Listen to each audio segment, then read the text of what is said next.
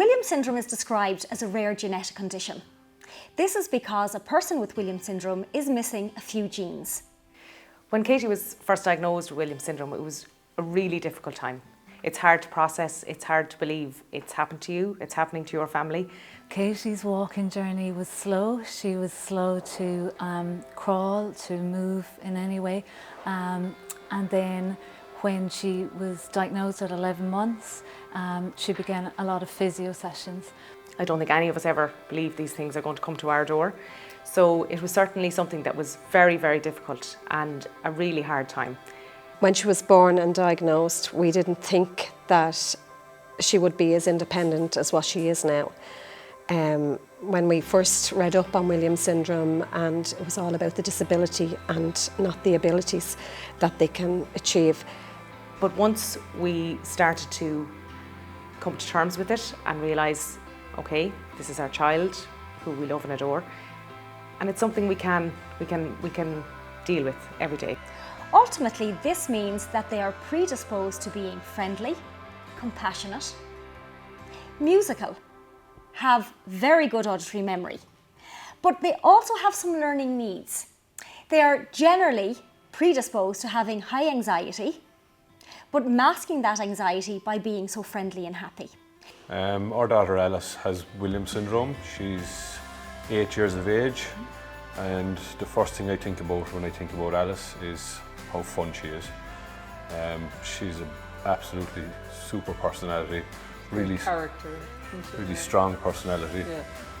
What's your name? Rose. Where are you from, Rose? Mitchelstown. What age are you? 6.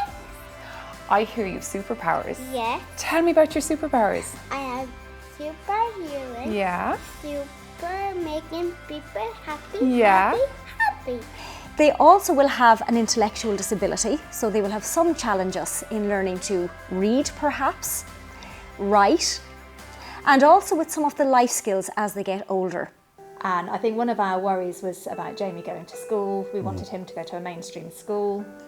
We wanted him to develop typical friendships and be involved in clubs and all the opportunities that his older sister gets involved with. And without exception, every interaction he has been positive, and the feedback and the comments we receive from others, it's just a pleasure to be able to leave him at these clubs. It's far easier now than it was back then, and at that time, if we had known just how things would improve, I think it would have been wonderful to know that, because at the time it's very hard and difficult to deal with. I mean, our children are capable of doing everything with practice. They might take longer than a child that doesn't have extra needs, but once they practice, they can perfect the action or the task. The main thing to remember is that they get there. They're able to do these things with the correct support. But it is ultimately a developmental delay, and a delay quite simply means we reach those milestones a little bit later. What do you like about school? I don't like. I like playing with my friends, and I like bouncing on a trampoline,